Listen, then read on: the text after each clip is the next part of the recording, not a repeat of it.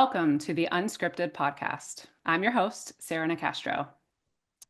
I am joined by a good friend today, Mr. Ged Cranny, who is going to share with us some of the hard-earned wisdom that he has gathered over an extensive career in field service. Ged is currently senior consultant for Konica Minolta's international service business. He's been with Konica Minolta since 1999 and was himself a field service engineer before that. And we're going to talk about some of those things. But Ged, you are set to retire in just a few weeks' time, which is a momentous occasion. And so thank you for agreeing to celebrate that by coming on the podcast and having a talk with me.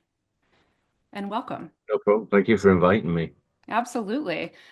So before we get into our discussion for today, just tell everyone a little bit more about yourself. Anything you want to share about you, your background. We're going to talk a little bit about your early career and some of the things you've learned along the way. But what else should folks know about Ged before we dig in? I grew up in a place called Middlesbrough, which is in the northeast of England, and it's a steel and chemical town. So it's built on the furnaces of the steel making and the salt underneath that created the chemical plants along the river. Um, it's a little bit out of the way. So as the chemicals and the steel industry reduced, obviously the job market became a little bit harder, and people tend to move away from where I live to get work. Example is my son lives in London. He's never worked in Middlesbrough, went away to university and never came home.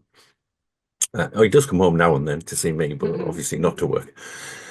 I'm married to Dee, and we met each other when she was working at the company I worked at. So she left for a while, and then we bumped into each other again, and she offered me free food to go to a wedding with her, and that was just as friends. And the free food was really nice, so I decided that she was really nice. We got together, and we've been together now. I think we've got our 40th wedding anniversary coming up in just under 2 years.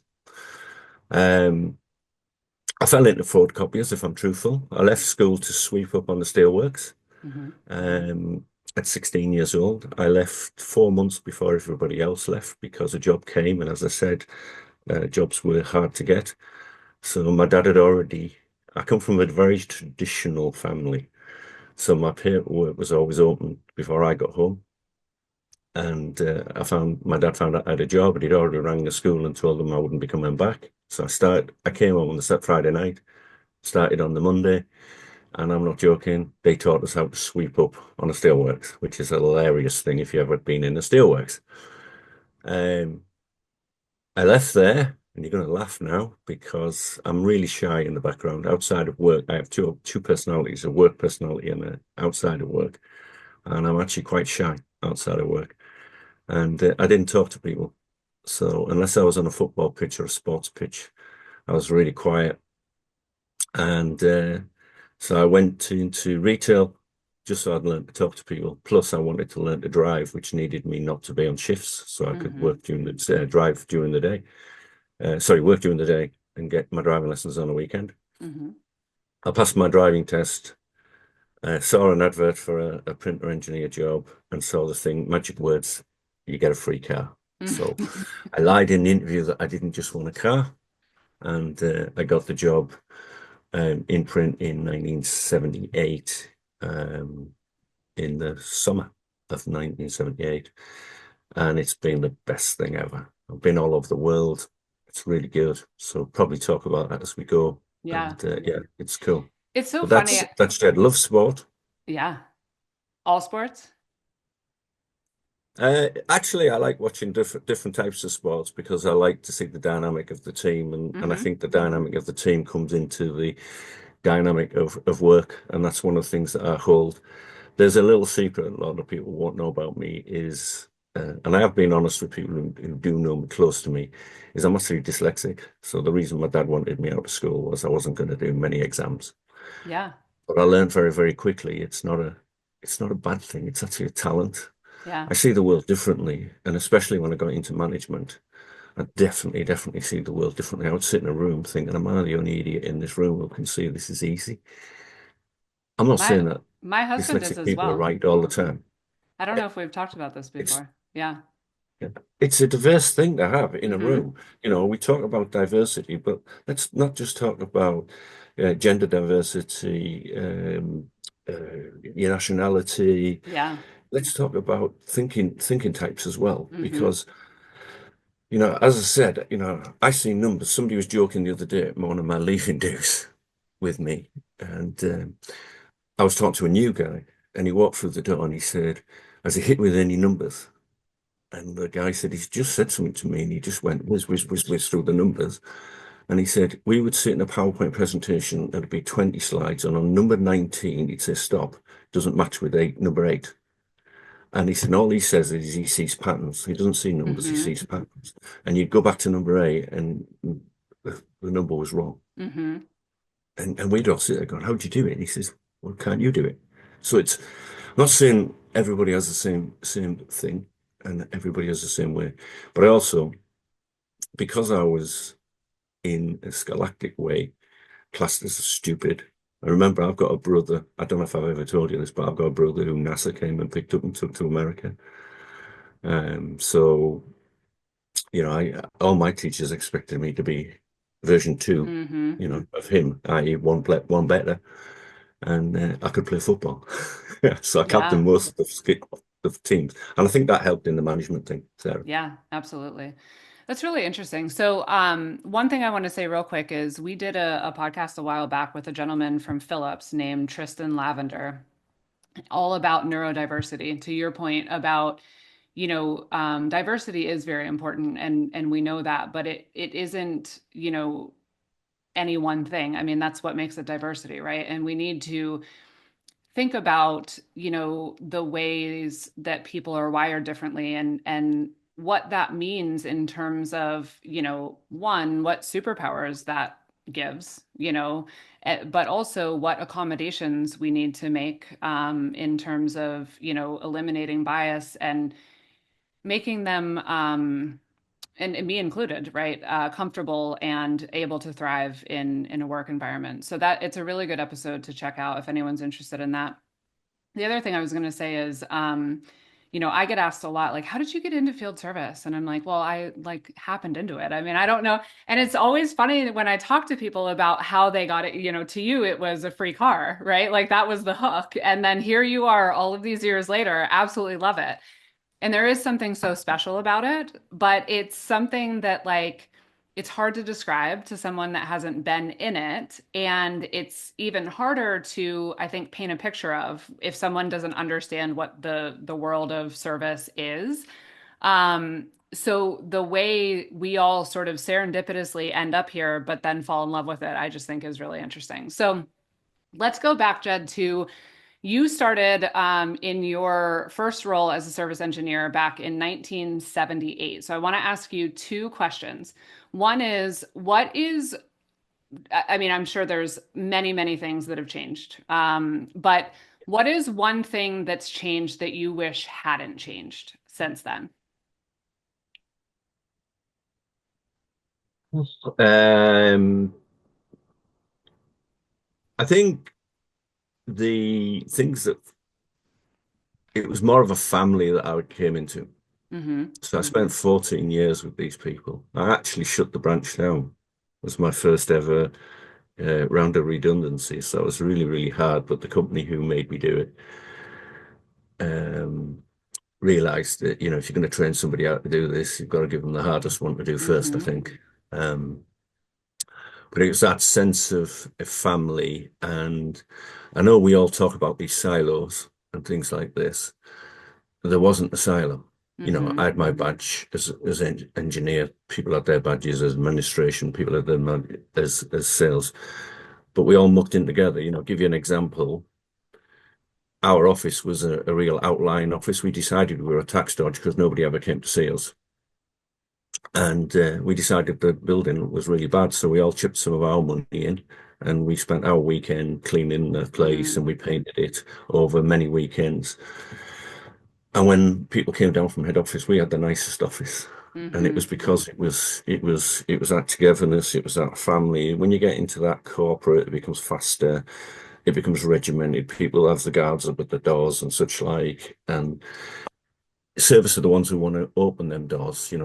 If you serve, there's a clue in what we do. Mm-hmm. It's that team mentality. I go back to the sports thing. It's about that collaborative. It's about that team mentality. Mm-hmm. So we would always come out, and I take that from where I was. So that's one of the things I feel that's been lost.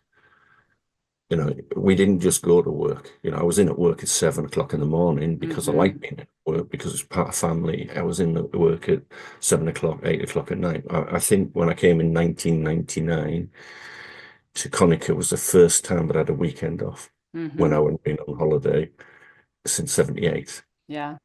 It was ingrained into me. Saturdays, Mm-hmm. Sundays, if we needed to work, we worked. I've seen me in the office at 2 o'clock in the morning Mm-hmm. in the before Konica Minolta and back in the office by 6, 7 o'clock because we had something big going. Mm-hmm. Uh, so yeah, I think that's one thing that I would say it was bad. It was is missing, but Mm-hmm. you try and recreate it in your teams and try and make sure that was happening in teams. One thing that I don't miss is health and safety was a word. Mm-hmm. My second week, so the second Thursday, I wrote the car off. If we'd have been wearing seatbelts in them days, and if you'd have had headrests, I'd be dead. Mm-hmm. In fact, I didn't have seatbelts and headrest. I ended up in the boot of the car. The windows smashed down. I went out the back window, but the car had stopped by the time I went out the back window. So I literally just fell out. Um, and guess what? I worked overtime that night. Wow. I still remember it. And I worked overtime the night after. So the health and safety side of things was, go and let's go and get a beer. You Mm-hmm. survived it. Let's go with it. And I think nowadays to be real thinking about, wait a minute, why are we putting somebody in a car? So whenever I got anybody new in the business, especially trainees, even if passed the driving test, they didn't get a car until they spent a few days out with us, with them Mm-hmm. driving, and us taking them to the worst places you could possibly take them and telling them how to get through certain. You don't have these things in America called roundabouts, We but we do have have some, Jed, just not as many. Yes. not as many. So we have these things, multiple. So you take them out and you do that. And one of the things it sits in the back of there. I don't want somebody Mm-hmm. having the experience I had. Yeah. So yeah, health and safety would be a negative to that as well. Yeah. Now, what is a change, a major change that you've been thrilled to see?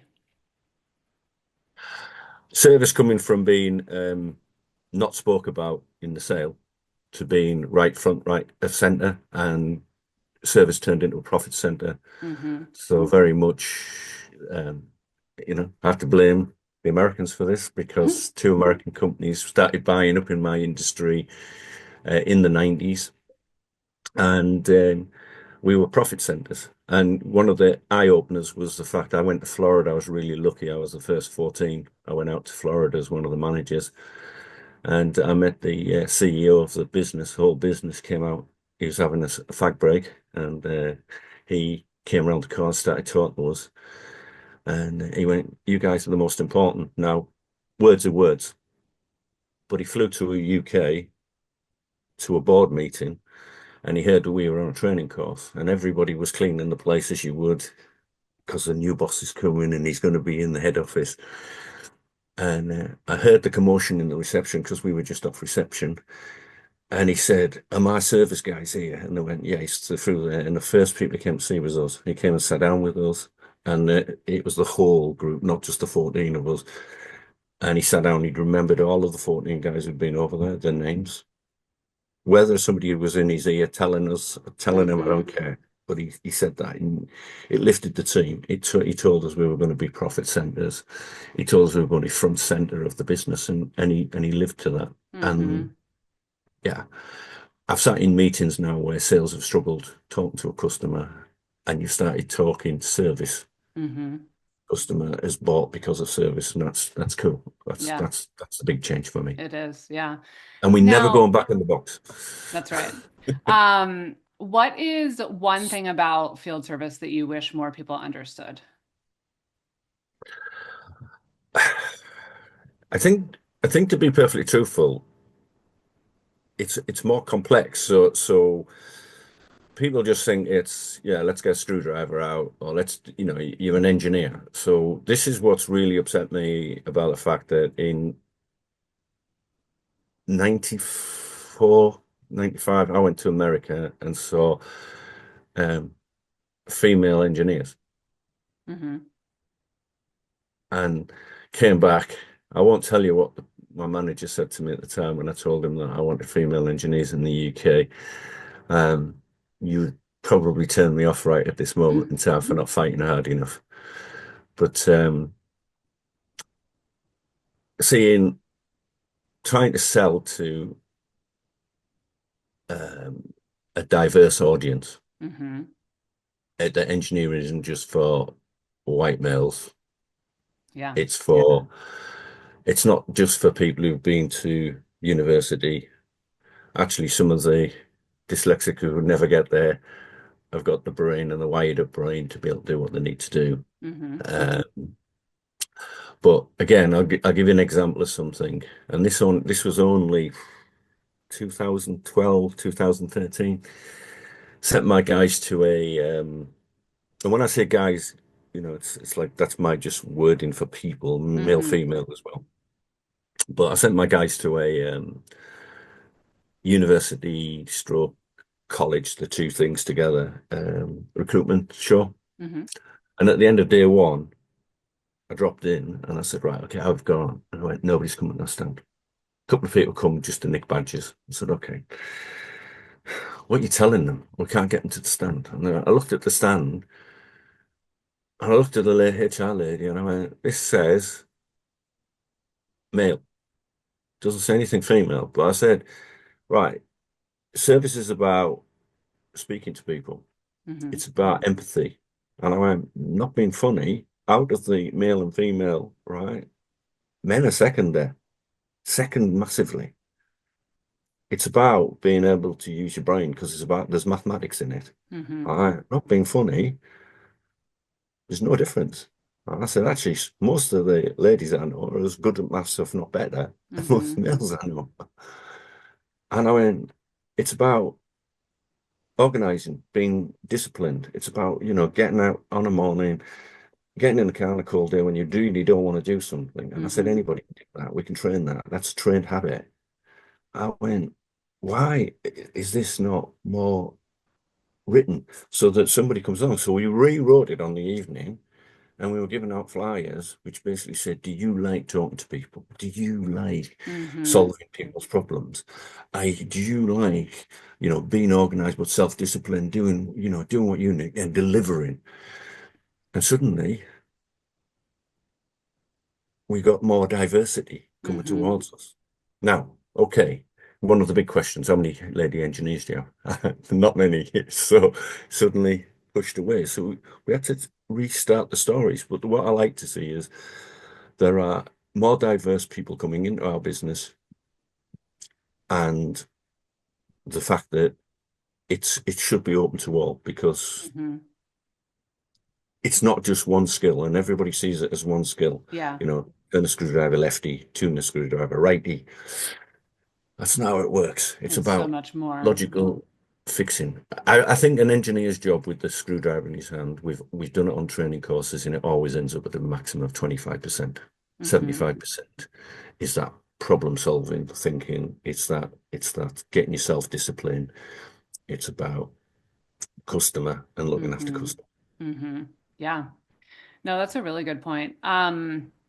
Now here's another one. So the pace of change has picked up tremendously since you first entered the world of service. So, what is your view on, the importance of innovation and how companies and leaders need to stay relevant and stay competitive? Can I come at that from a slightly different angle? Sure, of course. Right. I keep hearing people telling me about solutions, Hmm. and they usually link that to software. And, I work in a company where we sell solutions. But when I Hmm. ask, in the past, when I've asked people, and I said, okay, it's a solution to what? Hmm. So my thing I would say is build your strategy on where your business needs to be profitable. Build your strategy where you can put yourself separate from your competitors without hurting your profitability, but Hmm. excelling in front of your customers. Always look to excel in front of your customers. That's the key. Hmm. The profit might be slightly less today, but if you measure it over a 10, 15-year period, it'll be greater because actually them customers become loyal, them customers Hmm. stay, them customers become trusted with you. Um, and I think too many people buy a piece of software and think that it's the solution. Now we just move on to the next problem. Hmm. It's got to be an enabler and an accelerator in your strategy. Hmm. So whenever I'm talking to someone, I always go back and say, what's your strategy? What are you trying to achieve? Hmm. Okay. So where's the hole that this software solution is going to fit? And I think Hmm. that's the bit, innovation is great. Innovation just to be trending Hmm.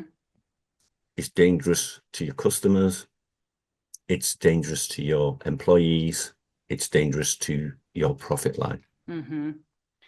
Yeah, I agree. So, and I think that's a really good point. And I think when it comes to, if I understood you correctly, like when it comes to how to stay relevant, stay competitive, you're saying like that needs to be centered around customers, right? I mean, what do customers need? We just chatted about this a little bit before we started recording, but your observations early on of how what customers needed was shifting, right? And getting ahead of that. So it isn't just about, keeping pace technologically. I mean, that's obviously completely different today than it was, even 10 years ago, right? But it's about staying close to your customers and those relationships and understanding, what their challenges are. So the most important thing, Sarah, is to understand is where does your product fit Mm-hmm. in your customer's journey and their customer's journey? Because if Mm-hmm. it doesn't fit, at some point you become irrelevant to that customer. Right. Right. So, I joke with people now that we don't sell printers, we sell digital input and digital output devices. So I have this theory in life, it's probably wrong, but it works for me. And that is that there's 4 or 5 different types of customer. I actually read something the other week that somebody else had said the similar sort of thing. And they were talking about the different, the 60s children, the Mm-hmm. 80s children, the ones 20 since 2020, and saying that they want to be spoke to differently, but there's also that culture fight in between them all, inside your own businesses and inside businesses. If you're not relevant to your customers, it doesn't work. So each one of them wants to use paper in a different way, but you cannot suddenly turn around and say, right, we are a digital company, so if you want to deal with us, then you've got to come in digitally. Well, great, but customers have a choice. Unless you're working Mm-hmm. with the government, pretty much you have a choice. Right. So give the customers that choice. So if somebody wants to come in analog, scan it in your machine, it becomes digital in your systems. When the customer needs that to come out, then it's safe. It goes back through the machine, it goes into analog, posted to the customer how the customer wants it. It can actually send it electronically, but store it differently, all the different things. So, just a silly word. It's a digital input and output device. And people looked at us like we were crazy 6, 7 years ago when we were saying, look, don't say print, say digital input, digital Mm-hmm. output. I'd be like, why would you do that? Well, because people, have this bad thing about we kill trees. Mm-hmm. And we don't actually, because trees are planted so that they're food for the machines. and recycle paper and such. But the most important thing is you're reacting to where your customer is and Mm-hmm. your customer's journey. So where are they on their digitization, as everybody calls it? Where are they on their eco? Where are they and where are their customers? Where are the needs? And how do they process and how do you fit into that? And that's the most Mm-hmm. important thing. Start to understand which piece of the jigsaw you fit and how important you are to that business. Because the more you understand that, the more you can give to your customer, the Mm-hmm. more that you give to your employees to make them excel in front of your customer. And that's really important, allowing your employees to perform really well in front of the customer. That's a manager's job. Help Mm-hmm. your person perform to their best. Does Absolutely. that answer the question, or was it a bit too offside? No, it is. It does. And actually, you just said, it's a manager's job to allow your people to succeed, right? And that brings me to another point, which is, if I had a dollar for every time I've heard someone say service is a people business, I would be rich. You'd be rich. And I agree wholeheartedly. I mean, I really, really do. So I'm interested, we are in and expanding into the AI era, right? And I don't think that will change the fundamental truth that service is a people business, but it will change what that looks like, right? And so, what are your thoughts on how we continue to prioritize people and humanity in parallel with, you know, that technological innovation? I probably go back to what I've just said, which is speak to your customers. Mm-hmm. Not all your customers want to talk to a bot. Mm-hmm. I get, again, I have a mobile phone like everybody else in the world. Mm-hmm. I've been with my mobile phone company for like 15, 20 years, the same one. Not that because I'm lazy, but because, when somebody gives me good service, that's fine. Mm-hmm. But I got into a loop with the bot the other day, and it got really annoying. And I'm digital. I'm a very digital person. Right. And yeah, I was so angry at the end of it. I actually The wrote to way the you bot can just feel your blood abusive. pressure rise, it's crazy. Just kept answering Yeah. stupider and stupider questions. Mm-hmm. Right. If you're going to do these things, test it yourself. Mm-hmm. And don't just test it today and go, right, sign it off. Keep testing it. Keep Yeah. knocking on the door. Have reviews of what you're doing and how you're interacting with your customer. Go and see your customers and sit in front of them. Do you use our portal? Yes, I do. Or no, I don't. Why don't you use the portal? Because it's annoying. Right. Okay. Mm-hmm. Why is it annoying? The whole idea of this is to make it 24/7, easy for you to use. Yeah, it's more profitable. It helps us to be more profitable.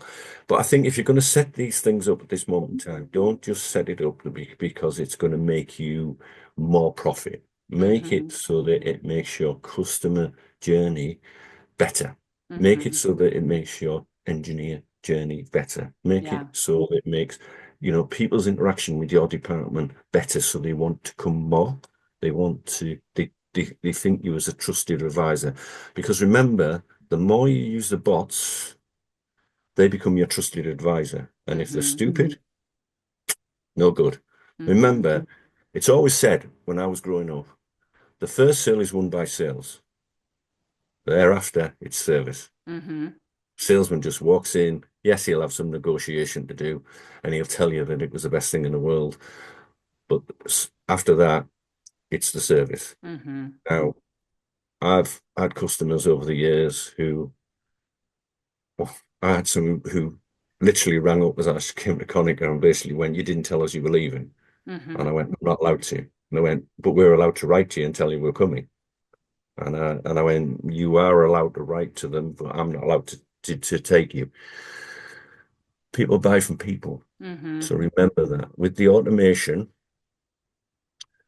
make it make the feeling that your customer isn't on a boat ride in Disney that they're going to get splashed at the end of it. Make them Mm-hmm. feel like it's, Dingates ride or ingots ride. Hmm. And it's going to be really exciting at the end. And there's a shop at the end, and we can sell them more. Yeah. Well, and to your point earlier, technology is an enabler. And, one of the things that I think is exciting about where we are right now, and, this is, again, we were chatting about this before we got on, right? The journey that Konica is on with IFS to, you know, automate a lot of things without taking away from the importance that the people are playing. That's the thing that's exciting to me is there's so many opportunities within field service to apply these tools in a way that truly is helpful. Not saying it's easy and it's not different, but it's not taking away from the special role that the human plays. It's taking away a lot of the inefficiency or unnecessary stuff around it so that they can do what they do well when it makes sense, right? So I think that has to be the focus, right? Is not, how much can we get rid of or how much can we replace, but how much smarter can we work, right? And they're very different things. I think to be perfectly truthful, so one of our things has been a remote by default Hmm. before COVID, 2018, 17, 18. I know we were talking about it and starting to accelerate. We've had the IoT in our machines for since the 80s, Hmm. but really bringing it together, bringing the tools together. But that brings a different type of problem Hmm. because we talked earlier, how do you get people into service? How do you get that diversity into service? How do you get people to come to service? And it's hard when I talk to people across all industries. Everybody says, yeah, everyone wants to go and sit with and play with a computer. Nobody wants to be an engineer because the first thing they think of, they're going to have dirty hands. It's going to be horrible. They're going to be cold. They're going to be in a field. There's lots of different types of engineering to think Hmm. about. And where we've got all these people, the average age is growing in all the industry, all the people I talk to. So let's get that knowledge. I'll be honest, at 20 years old, I decided I didn't want to be carrying a toolkit around Hmm. when I was 60. And so I was going into management, and these people are getting to the 50s. It's a hard job, it's hard work, it's hard labor. Now bring that and start now taking the knowledge that then we can use to enhance the world of our engineers, but Hmm. our customers as well. So the bots actually talk to them sensibly and it gives them the right information for the people who want to just look up the information Hmm. and then make sure that it enhances what they do. So we changed the name of a scheduler to an exception handler and then Hmm. sat down and said, right, okay, your job is not just to go, oh, somebody's shouting at me today, so I'm just going to make this call better. What we say, turn around and say, right, why is somebody shouting at you? Why did this call get to a point where contractually the customer's not happy with us? Hmm. Why? Is it capacity? Is it, you know, we missed it, the system's not set up right, the algorithm's not right. If we fix it today, we fix it for 100 days, 200 days. And now people are starting to see the benefit of what they're doing. They're getting more excited about that. Yes, it frees up time, but then when that time frees up, guess what? They're starting to do things in the shift left piece and Hmm. then using them customer skills for more complex problems that the bots can't solve and things like this, so that then become proactive with the customers. And are we there? No, we're on a journey. Hmm. Will we ever get there? I hope not, because I want that journey to continue forever. Hmm. Because different types of customers will, as we said earlier, will come in with different types of needs.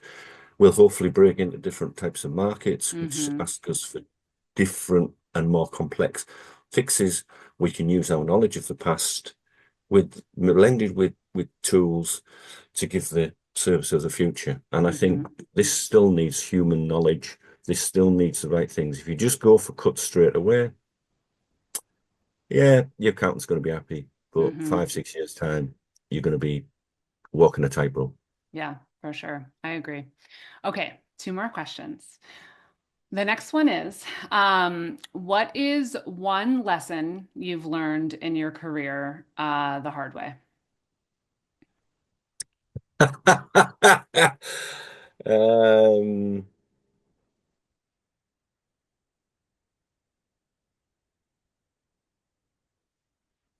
I think is you're never as clever as you think you are, and always try and learn. Don't just sit with your peer group and learn. Go and sit with customers. Mm-hmm. Go and sit with engineers. Go and sit with people's departments that work with you and tell them how your department reflects because it's how you reflect. Mm-hmm. And I think, however good you think you've got, get somebody that can tell you you're not as good as you think you are Mm-hmm. and be willing to take that on board. I think years ago, when I was hiding the dyslexia and things, I would get grumpy and defensive. So I think my learning thing is not to get grumpy and defensive when somebody Mm-hmm. tells me that I'm ugly. You know, if one person tells me I'm ugly, laugh at it. If two people tell me I'm ugly, start thinking I'm ugly. When the third person tells me, oh, maybe I'm ugly to them, maybe there's somebody else in the world, Fiona Mm-hmm. waiting for me. Yeah. It makes me think, I just had a conversation with someone recently, and I thought this was such a good point. He said that he said I'm someone who thinks that a big part of my job is challenging the status quo, but I can't do that if I don't welcome people to challenge me.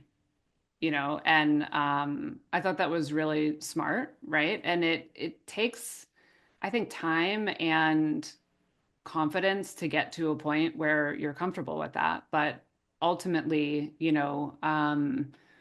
yeah, you are better when you can reflect on, those points. So yeah. Okay. And last one. Can you share one of your proudest moments?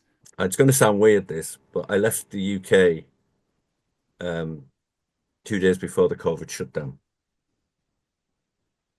And I left my team because I moved from the business to the HQ in Germany, and they thrived in the COVID, which was the hardest time ever. Mm-hmm. I was in workshops with different people from different companies, talking about how frightened everybody was. They thrived, they grew, Mm-hmm. they're doing a fantastic job.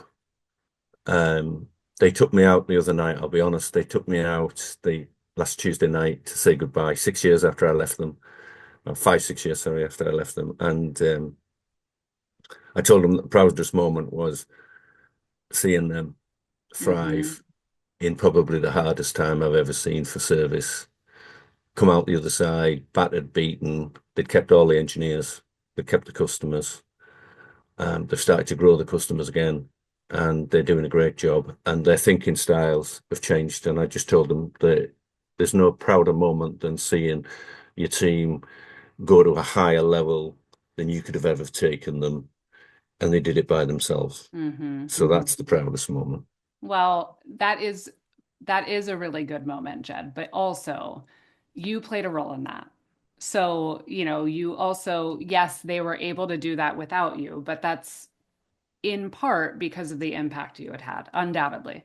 So, Yeah. it's like, it's probably, similar to watching your child, excel at something and feeling like they're doing it on their own, and you played a part in that foundation, but the pride you have in watching them apply it, right? And yeah. So, Most important thing, is team. mhm. It is, if my engineers hadn't turned up to work each day, I had 84 at this peak, I think about 84,000 printers to go and fix. Mhm. Trust me, that's the day they give me the white jacket, they put my arms around my back, they fasten it really tight, they put me in a Mhm. nice padded room Yeah. because it's not going to happen. Yeah.